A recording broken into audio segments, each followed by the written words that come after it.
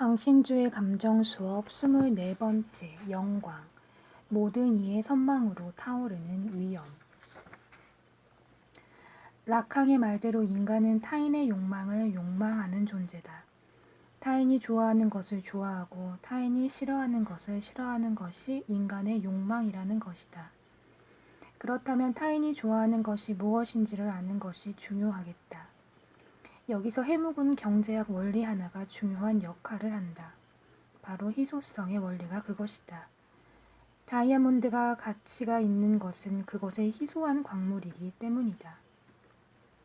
물론 영롱하게 반짝이는 미적인 가치도 한몫하지만 말이다.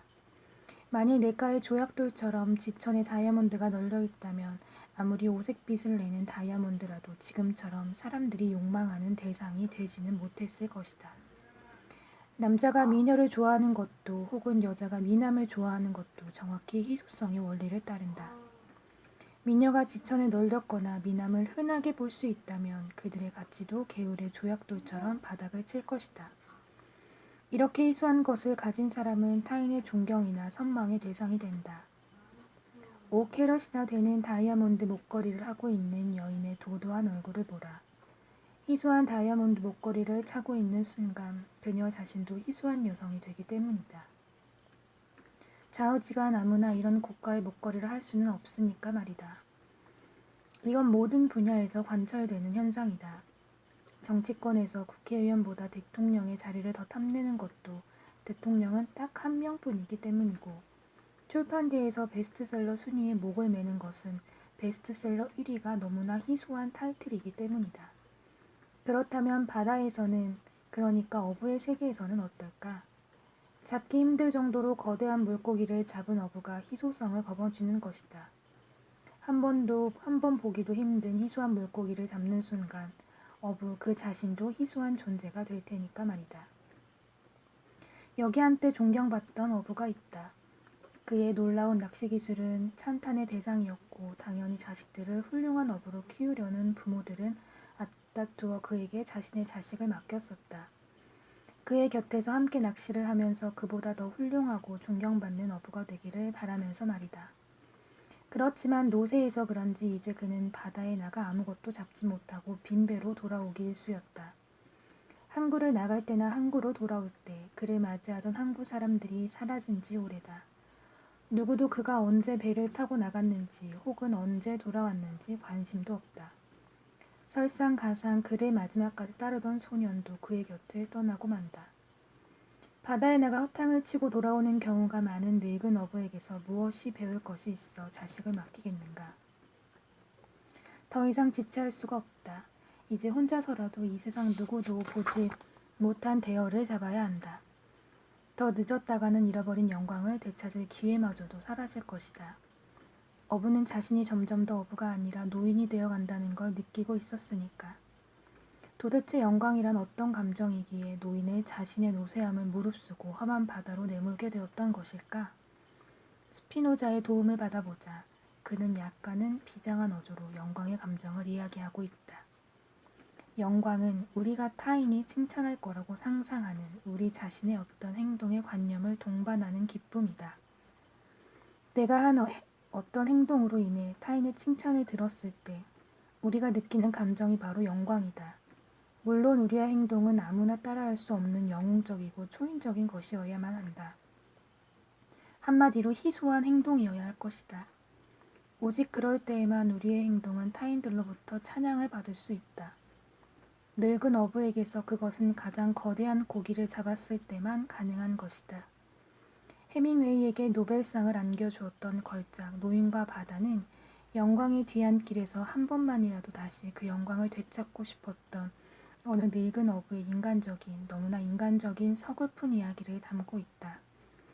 과거의 영광을 산티아고 할아버지는 되찾을 수 있을 것인가? 가장 뛰어난 어부라는 칭송을 다시 들을 수 있을 것인가?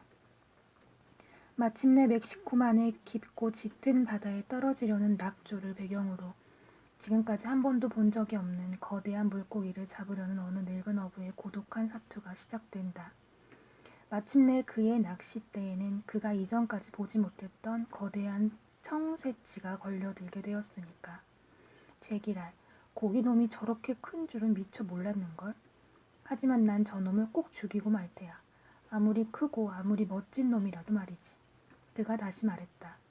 하긴 그건 옳지 않은 일이긴 해. 하고 노인은 또 생각했다. 하지만 난 녀석에게 인간이 어떤 일을 할 수 있는지 또 얼마나 참고 견뎌낼 수 있는지 보여줘야겠어.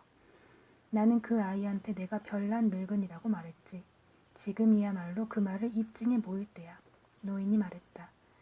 지금까지 그는 그런 입증을 수천 번이나 해 보였지만 결국 아무런 의미도 없었다. 지금 또다시 그것을 입증해 보이려고 하고 있었다. 매 순간이 새로운 순간이었고 그것을 입증할 때 그는 과거에 대해서는 조금도 생각하지 않았다. 노인의 꿈은 아주 단순하다. 마지막까지 자신을 훌륭한 어부라고 믿었던 소년에게 그의 믿음이 그르지 않다는 것을 보여주고 싶었던 것이다. 한마디로 평범한 늙은이가 아니라 별난 늙은이라는 것을 보여주려는 것이다. 별나다는 것은 희소하다는 것이고 이것은 결국 거대한 고기를 포획하는 것으로 보여줄 수밖에 없다. 노인은 어부였으니까 말이다. 그렇지만 희소한 것이 희소할 수밖에 없는 이유는 아무나 얻을 수 없는 것이기 때문이다. 그러니 그것은 노인의 말대로 어떤 일을 할 수 있는지 또 얼마나 참고 견뎌낼 수 있는지를 보여주는 강인한 불굴의 의지와 노력이 없다면 불가능한 일이다. 얼마나 거대한 영광을 가져다 주려는 것인지 거대한 고기는 결코 자신을 쉽게 내주지 않고 노인이 느낄 영광의 높이를 더 높여주었다. 그러니 청새치와의 사투는 매 순간순간이 위기였지만 또한 희망이기도 했다. 고기는 매번 노인에게 한계를 주고 그것을 넘어서도록 만들었으니까 말이다. 마침내 노인은 영광을 되찾게 된다. 그 거대한 청새치를 잡는 데 성공했으니까. 그렇지만 잡은 고기는 너무나 커서 배 안에 들여놓을 수조차 없었다. 그러니 배 옆에 튼튼히 묶어둘 수밖에 없는 일이다. 그렇지만 피를 흘리고 있는 고기를 멕시코만의 상어들이 가만히 둘 리가 없다. 영광을 안겨줄 고기를 상어로부터 지켜야 하는 두 번째 사투가 시작된 것이다.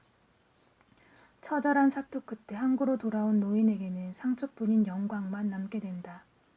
살은 모두 상어에게 뜯어먹힌 채 5.5m짜리 청새치의 잔해만 노인의 작은 배에 매달려 있었으니까. 다행스러운 것은 그 정도만으로도 노인이 처음에 꿈꾸었던 소망은 어느 정도 이루어졌다는 셈이다. 단 한 명의 소년만큼은 노인이 얼마나 위대한 어부인지를 인정하고 찬탄했으니까 말이다. 그래서 소년은 이제 부모의 말을 어겨서라도 노인과 함께 바다에 나가겠다고 다짐한다. 이젠 할아버지하고 같이 나가서 잡기로 해요. 어쩌면 노인은 자신이 이제 더 이상 과거의 영광을 되찾을 수 없을 정도로 노쇠했다는 것을 잘 알고 있는지도 모른다. 그것은 단지 과거 젊었을 때 이미 되찾을 수 없는 영광이었으니까 말이다. 노인이 바란 것은 모든 사람들의 찬탄이 아니라 오직 한 사람, 마지막까지 자신을 지지했던 소년의 찬탄이었으니까 말이다. 그렇다. 노인이 원했던 것은 이미 노인이 된 지금 바로 이 순간에 빛나는 영광이었던 것이다. 아마 앞으로 자신과 함께 배를 타겠다는 소년의 말만으로 우리 늙은 어부는 충분히 영광스러웠을 것이다. 그래서 노인과 바다의 마지막 구절은 우리를 아련하게 한다. 길 위쪽의 판잣집에서 노인은 다시금 잠이 들어 있었다. 얼굴을 파묻고 엎드려 여전히 잠을 자고 있었고 소년이 곁에 앉아서 그를 지켜보고 있었다. 노인은 사자 꿈을 꾸고 있었다. 물론 얼마 지나지 않아 소년은 노인을 다시 떠날 것이다. 지금 소년은 어느 늙은 어부의 마지막 영광을 보고 있는 셈이니까.